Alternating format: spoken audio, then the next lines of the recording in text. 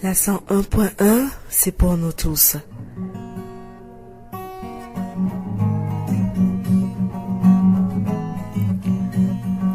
C'est pour la radio Horizon. C'est pour la radio Horizon. La 101.1, tous pour un. On chante du reggae, du blues, du funk, du obragada, c'est pour nous. C'est pour nous.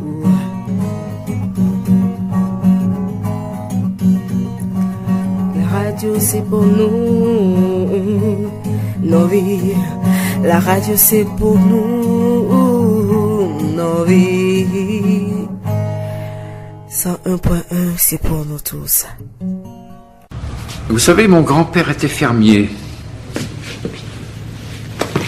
Vous n'allez pas me faire pleurer sur votre enfance malheureuse. Non, j'adorais aller dans sa ferme. Vous savez ce que je faisais? J'approchais les œufs de la lumière d'une bougie pour apercevoir les imperfections. La première fois, il avait dit de mettre les œufs qui avaient des imperfections de côté. On les gardait pour la boulangerie. Et quand il est revenu, il a trouvé 300 œufs dans le panier de la boulangère. Il a demandé ce que j'avais fabriqué, mais j'étais de bonne foi, ils avaient tous une imperfection. Vous savez, un creux sur la coquille ou une toute petite fêlure. Quand on y regarde de près, on a tous un point faible, au risque de produire une faille, tôt ou tard. Vous cherchez le mien? Le vôtre, je l'ai déjà trouvé. Lequel est-ce? Vous êtes un battant, Willy.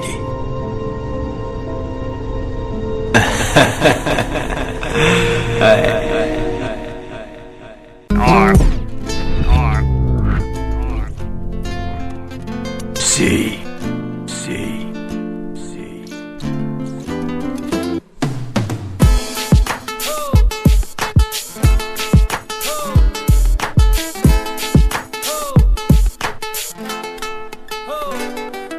Auditeurs de Radio Horizon, bonsoir à vous tous. Bienvenue dans cette balade avec les ONG et associations de la préfecture d'Uzieu. Et ce soir, nous recevons SOS Vie, Santé Animale et Végétale, SOS Visave, situé sur la rue des Deux-Sèvres à Zongo, à Thiévier. Quel est leur domaine d'intervention? Ils vont nous en parler et ce soir nous recevons Monsieur Aziagba Kodjo Maounion. Je suis le président de SOS Vie, Santé Animale et Végétale. Nous sommes dans le domaine de l'agro-pastoral. Nous intervenons dans le domaine de santé animale et production végétale. Et depuis quelques semaines, ils sont avec des volontaires venus de la France, de différents pays du monde. Eux, ils vont se présenter. Ils ont fait quelques jours à Thiévier. Ils sont sillonnés du village de notre préfecture. Monsieur, bonsoir et présentez-vous. Je m'appelle Monsieur Boy Elhaj Papa Ibrahima. Je suis sénégalais et je réside en France. Bonjour, moi je m'appelle Mekoukou Chonang Noël Maïva.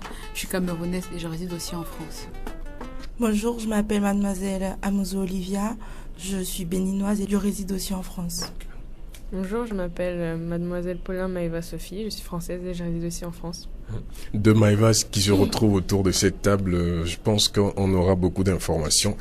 Monsieur le Président, vous allez nous dire quels sont les objectifs de votre ONG. Les objectifs tournent autour de la promotion de l'agro-pastoral, juste pour mettre l'agriculture en un rang mondial. Nous luttons contre les maladies qui sévissent chez les éleveurs en grande taille et en petite taille aussi. Et dans le domaine de l'agriculture, nous accompagnons les agriculteurs, les groupements spécialement, afin de les spécialiser dans leurs différentes cultures. Aujourd'hui, avec cette ambition que vous avez, comment vous en sortez? Est-ce que c'est avec vos propres moyens ou bien vous avez des partenaires? Pour le moment, c'est avec nos propres moyens parce que nous n'avons pas encore de partenaires. Les réalités du terrain, vous allez nous raconter un peu. Sur le terrain, c'est très difficile d'arriver au bout du tunnel. Surtout, il n'y a pas de soutien et tout. Et aussi, comme nous sommes décidés d'arriver au bout du tunnel, on fonce. Vous êtes parti de rien pour mettre sur place ou sur pied cette ONG, ou bien si avec un regroupement, ou bien vous êtes seul à commencer? On a commencé à 5. En fin de compte, je me suis retrouvé seul Or, quand on parle d'une vie associative, c'est pas personnel. Donc, je me suis encore retrouvé avec 2 personnes qui sont dans le même domaine, qui se sont rajoutées et on fonctionne ensemble. Parti de 5 pour se retrouver à 1, comment vous avez pu tenir, vous? Les autres ont dû délaisser, mais vous en êtes sortis. Qu'est-ce qui fait votre force? Qu'est-ce qui fait la force de cette ONG ou association? La force de cette association, les groupements qui sont aptes pour nous accompagner, et si on a besoin de leur aide et tout, ils ne tardent pas à répondre. Et il y a aussi les producteurs individuels aussi. Et nous avons une pléthore d'associations et d'ONG dans la préfecture du Zion. Et qu'est-ce qui fait votre particularité? Notre particularité, c'est notre dévouement, notre détermination. Avec toutes les bénévoles et disons toutes les volontaires que vous accueillez, depuis combien d'années déjà vous le faites? Depuis la création de la structure, nous sommes dans notre 3e année. Les amis qui viennent de se présenter sont nos tout premiers stagiaires que nous recevons. Parce que dans le temps, je veux dire au début, on n'a pas prévu étaler notre structure sur le rang international. Afin de discuter, d'échanger avec les doyens qui sont déjà dans le domaine, on s'est retrouvé qu'il faut qu'on mette notre structure sur le rang mondial. C'est pour cela on balance nos annonces et tout sur le net et tout. De bouche à l'oreille, on est presque arrivé. Nous savons que tout ce qui est sur Internet aujourd'hui n'est pas sûr. Mais vous avez des bénévoles. Comment vous avez essayé de mettre toutes ces personnes en confiance? Je remercie beaucoup mademoiselle Amouzou Olivia parce que on a posté des annonces et cherchant son domaine, il s'est retrouvé avec une annonce à nous. Donc directement, elle a contacté le président. On a discuté un bon nombre de temps. On passe ça au téléphone. En fin de compte, il y a un monsieur avec une dame qui se sont atterrés sur le terrain pour constater notre réalité. Au moins une dizaine de jours sur le terrain avec les volontaires, comment vous êtes sentis? Comment vous les avez trouvés? Je les remercie parce que ils ne me cachent rien. Ce qui ne va pas, ils essaient de nous soulever ça. Et aussi, on se corrige. Donc, il n'y a pas de souci, il n'y a pas de problème. Ça va, ça marche quoi. Nous allons nous tourner vers les volontaires de l'association SOS Visav, SOS Vie, Santé Animale et Végétale. Un tour en Afrique pour une première fois. Maëva, oui. Vous êtes partie de la France juste pour atterrir au Togo. Qu'est-ce que ça fait cette première fois de partir de son pays, de quitter son pays pour aller atterrir quelque part? En brousse, par exemple.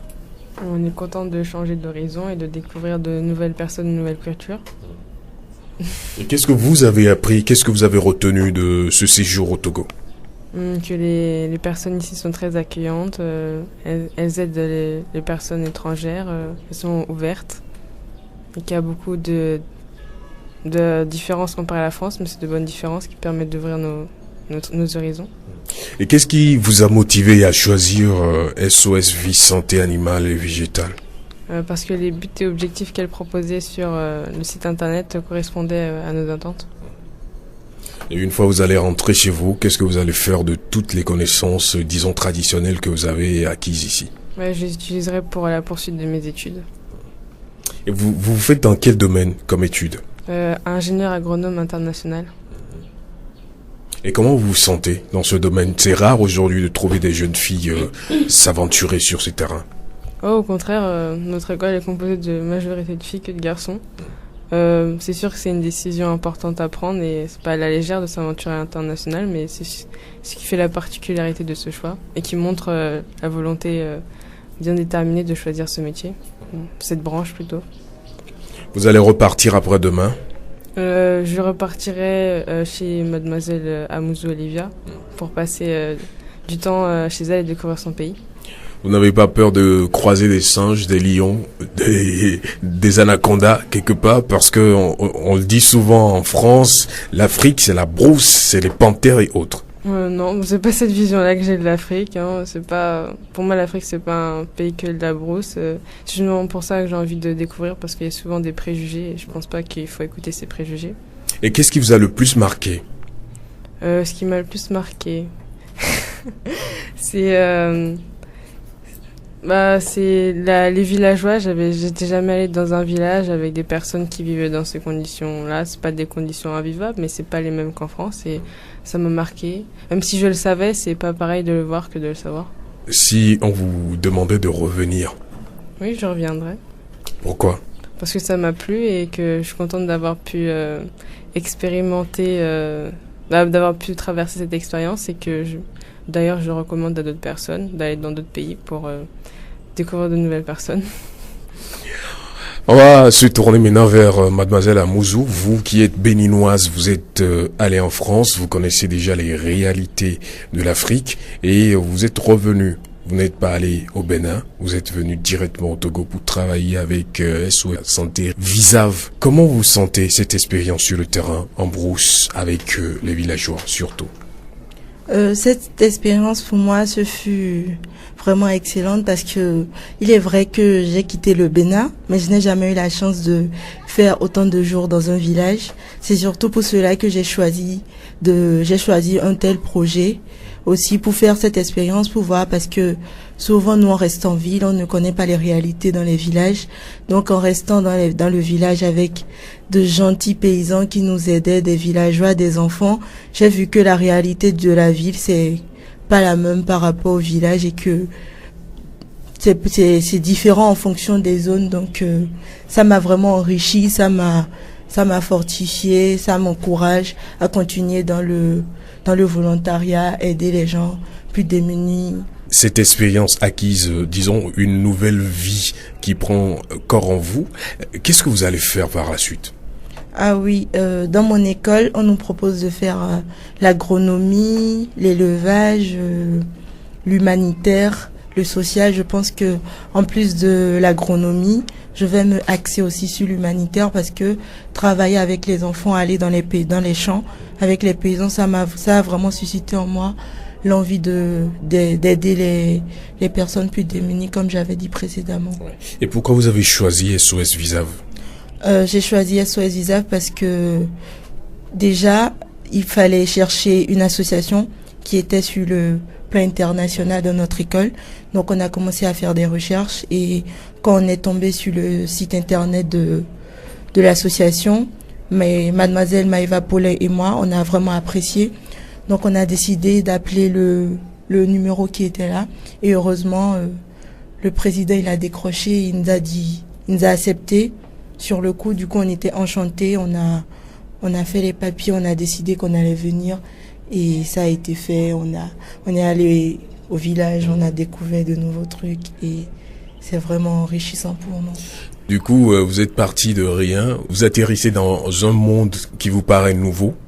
Oui, en fait c'est ça, parce que déjà avant de choisir cette association, parce que notre école c'est un peu partout dans le monde, on voit ces stagiaires un peu partout dans le monde, donc nous avions choisi le Népal et d'autres pays, mais on a dit non, qu'on préfère regarder l'Afrique, et c'est comme ça qu'on est allé, on a commencé par chercher dans l'Afrique de l'Ouest et on est tombé sur cette association qui avait un site internet vraiment enrichissant, vraiment intéressant, qui détaillait bien ces projets. Du coup, ça nous a enchantés et on a décidé de contacter cette association. Alors, vous qui êtes femme, avec toute la réalité que vous avez rencontrée dans les villages, nous parlons aujourd'hui d'émancipation de la femme et nous savons encore que les femmes sont stigmatisées au quotidien. Qu'est-ce que ça vous fait quand vous voyez cette réalité dans les villages surtout? Oui, dans les villages, ça m'attriste un peu, mais je me dis, c'est un peu leur vécu, ils sont nés dedans, donc je pense que pour eux c'est logique, mais l'idéal ce serait de faire des sensibilisations pour montrer aux femmes que elles sont égales, qu'elles sont pareilles aux hommes, qu'il n'y a pas de différence. Le matin c'est pas à elles de puiser l'eau, forcément les hommes aussi ils peuvent le faire, il n'y a pas de différence à faire. Mais par contre il faut noter que dans le village où on était, j'ai constaté que certains villageois ils faisaient les travaux domestiques. Il y avait un homme, exceptionnellement le matin il faisait tous les travaux domestique, il balayait, il cuisinait même, et j'ai vraiment apprécié parce que sa femme elle était en état, du coup elle devait se reposer. J'ai vraiment apprécié ce comportement. Si tous les hommes pouvaient commencer à être comme ça va participer au changement d'idées des hommes parce que la femme et l'homme, c'est pareil, on peut faire les mêmes choses, on est les mêmes personnes. La belle preuve, nous, on est ingénieur en agronome, on va dans les champs. Et qu'est-ce qui vous a le plus marqué? Moi, je vais dire, ce sont les enfants. Ils m'ont vraiment marqué parce que moi aussi, j'ai eu à discuter avec eux. Je me suis rendu compte que moi, je suis allée à l'école, mais mes parents, ils m'ont pas mis dans les mêmes conditions qu'eux. Eux, ils sont restés dans d'autres conditions. Après l'école, il faut faire les travaux champêtres, il faut faire les travaux domestiques. Avant de travailler, il n'y a pas la lumière, ils ont beaucoup de contraintes. Et ça m'a vraiment affectée parce que moi, j'ai eu certaines chances que eux, ils n'ont pas eu et ça m'a vraiment touchée. Alors, vous, la condition dans laquelle vous avez vécu, c'est laquelle? Est-ce que vous pouvez nous parler, juste en témoignage? Ah, mais ma condition, c'est que la théorie, c'était en année scolaire, on ne fait pas de travaux, on se consacre aux études et il faut réussir parce que la femme, plus tard, elle doit avoir des diplômes pour s'imposer dans la société. Donc, c'était surtout ça. En week-end, tu fais les travaux domestiques, tu fais tout ce que tu dois faire. Mais en semaine, tu dois être ardu au travail, tu dois bien travailler. C'était surtout ça. C'était pas une alternance entre travaux domestiques et école quand j'allais à l'école. Donc, c'était un peu comme ça. Alors, quelle sera la suite? Est-ce que vous comptez revenir pour d'autres aventures au Togo? Ah oui, en plus je viens du Bénin, donc Bénin et Togo c'est un peu comme des frères et sœurs. Donc si je peux revenir, oui, je vais revenir, c'est sûr. Et peut-être même pourquoi pas aller encore dans le village et faire une nouvelle surprise aux villageois parce qu'ils étaient vraiment tristes quand on est parti. Donc je pense que si c'est à reprendre, je vais le refaire. Nous allons à présent nous tourner vers la dame en casquette. La Camerounaise, la franco-camerounaise qui atterrit au Togo et qui passe ses jours très contente de pouvoir rencontrer d'autres couleurs spirituelles surtout. Racontez-nous votre aventure avec SOS Visave. C'était une très belle aventure pour nous toutes. À travers cette association, nous avons rencontré des gens formidables, des gens avec qui nous avons tissé des liens un peu de temps et qui, je sais pas pour tout le monde, mais pour moi, qui m'auront marqué à travers leur expérience, leur manière de vivre, leur joie de vivre. Et voilà quoi. Alors, des gens que vous croyez supérieurs ou inférieurs, comment vous les avez trouvés? Je me trouvais pas forcément supérieur à eux ou inférieur à eux. On est tous des hommes, nous sommes tous égaux. Mais je sais pas que je vais dire que j'ai plus de moyens qu'eux, mais j'ai pas eu les mêmes conditions de vie qu'eux. Donc, j'ai un peu vécu. Peut-être pas tous nos parents ont vécu ça, mais ce que nos grands-parents ou quelqu'un de notre famille ont vécu, c'était pas forcément facile. Ils sont pas forcément tous nés dans les millions ou dans la voiture. Ils sont nés quelque part avant de devenir ce qu'ils sont aujourd'hui. Donc, je prie pour les villageois pour que un jour ils sauront vraiment ce qu'ils rêvent d'être, sans passer par des complications ou des problèmes. Alors, vous avez été 3 femmes dans ce groupe à accompagner les villageois durant au moins une dizaine de jours. Qu'est-ce que vous avez fait concrètement dans ce village, vous, en tant que femme? En tant que femme, je sais pas si j'ai fait beaucoup de choses, mais non, parce que on avait tous des objectifs à respecter, on avait un emploi du temps à respecter, donc je sais pas que je me voyais pas, mais j'ai pas beaucoup assise pour parler avec des gens parce que c'était la langue qui était différente, on se comprenait pas forcément. Avec les enfants, si certains enfants qui partaient à l'école, on se parlait, on essayait de comprendre, on essayait de leur faire parler, de s'ouvrir à nous et voir les petits problèmes du village ou les problèmes qu'ils ont tous les jours, pas forcément tout le village, les problèmes personnels de chacun, quoi. C'était plus pour ça. Et aujourd'hui, vous allez repartir dans pas longtemps. Une fois de retour en terre française, est-ce que vous aurez cette possibilité ou bien cette envie de pouvoir revenir croiser de nouveau ces jeunes que vous croisez les matins quand vous étiez là? Normalement, oui. Parce que si moi... Bon, c'est pas français, mais ouais, tu peux le dire. Mais moi je vis ici, ça fait que1 an que je suis en France, donc chaque fois je vais revenir et je pourrais peut-être croiser d'autres personnes, pas forcément à travers SOS Visave, mais dans ma vie je pourrais aller maintenant plus vers des gens que je connais pas, vu que au début j'avais trop peur de l'inconnu, mais là j'ai moins peur de l'inconnu, donc ça me permettra d'aller vers d'autres personnes et de parler sans avoir peur. Alors donc, nous pouvons dire maintenant que cette expérience avec SOS Visa vous a apporté en plus. Plus d'expérience, plus d'engagement. Qu'est-ce que vous avez gagné? Qu'est-ce que vous avez perdu aussi? Qu'est-ce que j'ai gagné? J'ai gagné beaucoup de choses personnelles. C'est plus personnel que groupe, genre plus personnel que collectif, pardon. Et donc ça faisait que personnellement j'ai appris plein de choses. J'ai appris à vivre sans technologie, sans rien. J'ai appris à vivre sans lumière, à pas me plaindre. Aussi à souvent manger des plats que je pouvais pas manger avant. Non, mais c'est pas, pour vous c'est drôle, mais pour moi c'est pas c'est pas ma culture. Je viens pas c'est pas que c'est pas ma culture, mais il y a des plats ici qui c'est pas carrément au Cameroun, dont j'ai dû m'adapter avec certains trucs. Et voilà, c'était bien, c'était super enrichissant. Alors, on va partir, hein. On va partir ensemble. Peut-être que vous allez m'emporter dans votre valise, pas de corps, mais d'âme.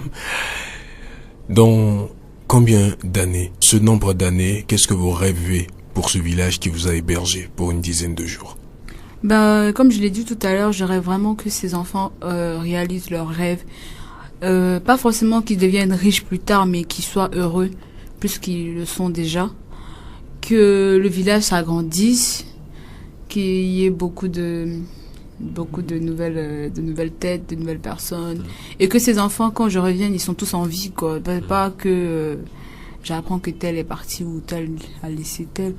Donc c'est plus ça. Je souhaite vie, santé, amour, prospérité. Je souhaite que le meilleur. Surtout avec tous les problèmes sanitaires que nous avons dans nos villages. Est-ce que vous avez rencontré? Beaucoup, hein. Mais après, on a eu des allergies. On a eu des allergies. Après les allergies, il y avait aussi, il y avait des allergies, mais après aussi, dès qu'on voyait certains eaux, on pouvait pas, on criait. Les moustiques, oh my god, les moustiques la nuit, c'était pas la peine. Ensuite, il y avait quoi encore? Il y avait plein de petits problèmes. Mais vous en êtes sorti. Qu'est-ce qui a fait votre force? Je crois que c'est le collectif, parce que si j'étais seule, au bout de 2 jours, j'aurais abandonné. Mais dès que quelqu'un avait un problème, on se soutenait, on partait à Lomé pour faire voir des médecins, on était tout en groupé. Il y avait forcément 2 personnes, on était forcément 2. Jamais une personne reste seule, ou c'était plus ça qui était notre force à nous. À moi, je sais pas si aux autres, mais à moi, personnellement, c'est ça ma force, quoi. Sinon, au bout de 2 jours sans ma famille et tout, j'aurais craqué. Ok. Nous allons à présent nous tourner vers le Sénégalais du groupe, le seul homme qui a fait bouger tous les hommes, toutes les femmes plutôt, hein. C'est 10 jours.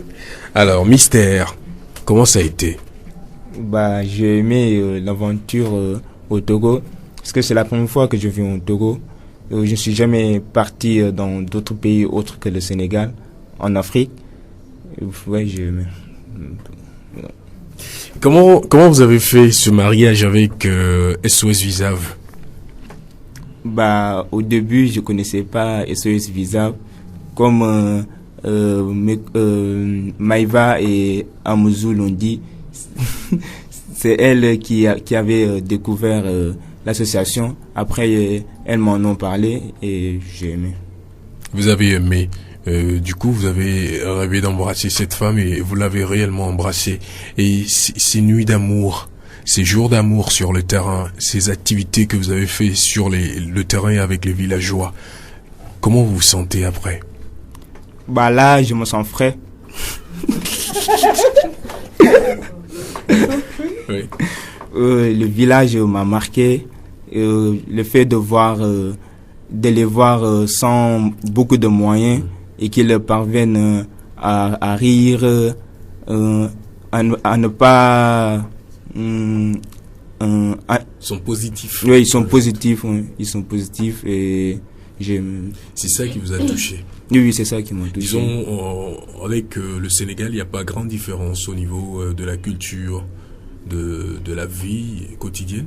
Si, vous avez fait des remarques, vous pouvez partager avec nous pour que chacun d'entre nous qui écoute en ce moment puisse avoir une idée de ce qui se passe ailleurs. Parce que nous, il y a plusieurs personnes, la plupart qui pensent généralement que ailleurs c'est mieux que chez soi, Mais vous avez quitté votre terre, vous êtes allé en France, vous êtes revenu au Togo. Dites-nous comment ça a été, cet aller-retour. S'il y en a, il y a des différences. On n'a pas la même culture. On mange pas les mêmes plats. Ouais, même si au Sénégal, il y a des villages aussi. Mais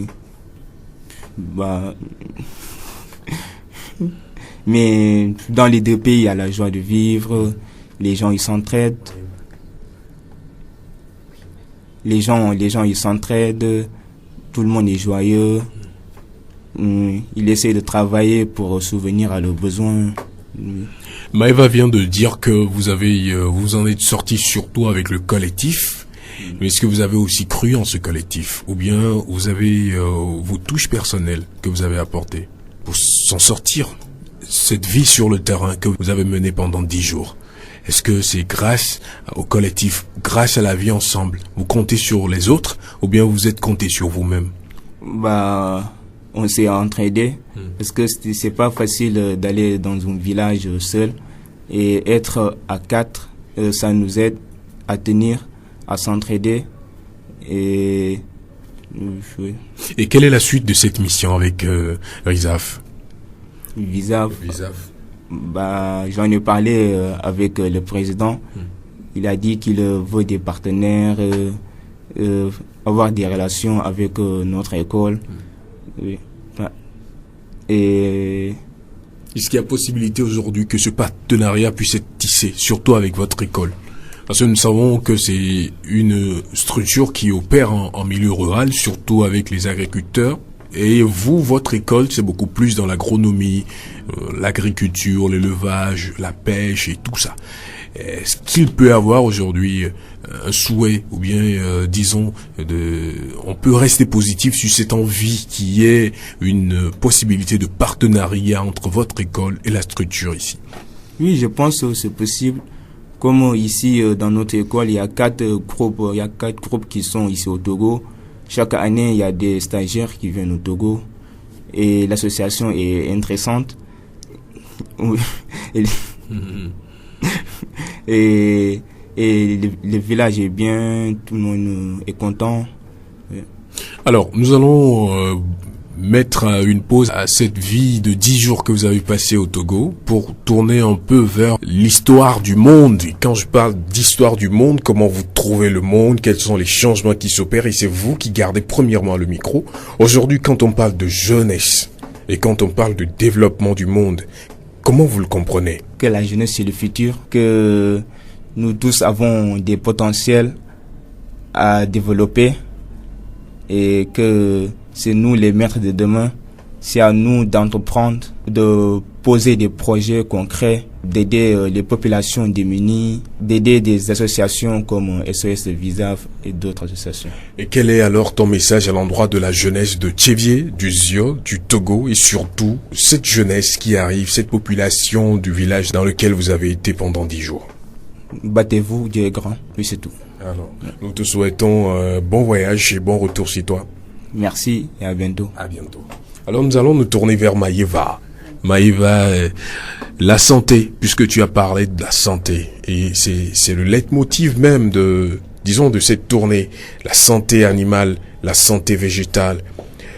Est-ce qu'aujourd'hui, il y a encore de l'assurance que ces jeunes ou cette population des milieux ruraux peuvent s'en sortir? Je pense que oui. Si ils ont la volonté, ils pourront s'en sortir. Quelle volonté, par exemple? La volonté d'y arriver, quoi qu'il arrive. La vie n'est pas forcément facile. Il faut se battre pour arriver à ses fins. Alors, et quel est ton message à l'endroit de cette population, à l'endroit de nos autorités, à l'endroit de toute la population togolaise en termes de santé animale et végétale? C'est de respecter les animaux, de respecter les plantes, parce que certaines plantes pourront être sont comestibles, et eux ils les détruisent, et ça pourrait diminuer la famine dans le pays. Et plusieurs espèces sont en voie de disparition, mais il y a certains animaux qui sont super importants pour les êtres humains. Et nous vous souhaitons un bon retour chez vous et nous vous disons à très bientôt. Pourquoi pas au Togo et pourquoi pas en France avec Visav. Merci à vous et à très bientôt. Je vous fais plein de bisous. Alors, mademoiselle Amouzou, selon vous, aujourd'hui, nous qui sommes au XXIe siècle, quel est le rôle de la femme en termes d'émancipation? Quand on parle d'émancipation, quel est le rôle de la femme dans le développement, dans son propre développement, dans le développement de sa communauté? Moi, je pense que la femme devrait déjà arrêter de se dire que oui, c'est l'homme d'abord, c'est l'homme d'abord. Non, la femme doit se dire je suis pareil que l'homme, on a les mêmes droits, on a les mêmes devoirs. Il est vrai que en étant une femme mariée, il y a certains devoirs qui doivent être accomplis. Ça, je n'en disconviens pas, mais la femme, pour l'émancipation, elle doit savoir que voilà, je dois me battre, je dois aller à l'école, je dois avoir des diplômes pour pouvoir me placer dans l'hiérarchie mondiale, parce que il n'y a pas que les hommes, il y a aussi les femmes qui doivent se motiver, se donner à fond. La vie, c'est la guerre. De la même façon que les hommes vont se battre, de la même façon la femme aussi doit se mettre en tête qu'elle doit se battre, qu'elle doit s'affirmer toujours et en tout temps, quelle que soit la situation, défendre ses points de vue, défendre ses objectifs, avoir des convictions, ne pas se laisser faire. Moi, c'est ce que je pense par rapport à l'émancipation de la femme. Mais je reconnais que c'est un peu difficile à faire parce que, surtout en Afrique, la femme, c'est plus celle qui reste à la maison, qui entretient les enfants, mais de nos jours, il faut remarquer que certains hommes aussi peuvent le faire de la même façon que les femmes. Donc, c'est pareil, il n'y a pas de différence, il ne doit pas avoir de différence, c'est pareil. La femme s'émancipe, la femme doit être émancipée et l'homme aussi doit accepter ça, parce qu'il y a certains hommes qui n'acceptent pas ça et ça crée beaucoup de problèmes. Et je pense que c'est tout pour la question. Alors, quel est ton message à l'endroit de la femme, hein, la femme togolaise surtout? Ah oui, moi je suis très féministe. Cette femme, je le confirme, cette femme togolaise qui parle d'émancipation et qui ne veut pas reconnaître ses devoirs, qui réclame ses droits. Oui, en fait, moi quand je suis très féministe, même mes collègues le savent, je défends tout le temps la femme. Et quand je fais mes débats, je tiens à souligner que la femme doit être émancipée, mais elle doit pas oublier ses devoirs conjugaux, elle doit pas oublier ses obligations familiales, parce que c'est la mère, c'est la femme qui a le berceau de l'humanité, c'est elle qui doit, c'est vrai qu'il y a le père, mais c'est la mère qui sent, la preuve c'est nos mères qui nous donnent, qui nous allaitent, qui nous font tout ça, donc la femme doit avoir son rôle à la maison, mais c'est pas pour autant qu'elle va se laisser mâcher dessus. Quand elle va au bureau, elle doit être égale aux hommes au bureau, mais à la maison, elle doit reconnaître que voilà, j'ai des devoirs envers mes enfants, mon mari. Si c'est comme ça, moi, sur ce point de vue, moi, je suis d'accord que normalement, pour moi, l'émancipation, c'est ça. Merci. Et nous te souhaitons un très bon voyage et espérons bientôt te revoir chez nous. Ok, d'accord. Moi aussi, je serai très enchantée de vous revoir. Et je vous remercie pour l'accueil et de nous avoir passé vos micros pour qu'on vous dise notre vécu durant ces 10 derniers jours. Merci. Sur nos idées sur l'émancipation. Nous allons nous tourner maintenant vers Maïva. Maïva est l'autre. J'ai pas grande chose à lui demander à part l'employabilité des jeunes.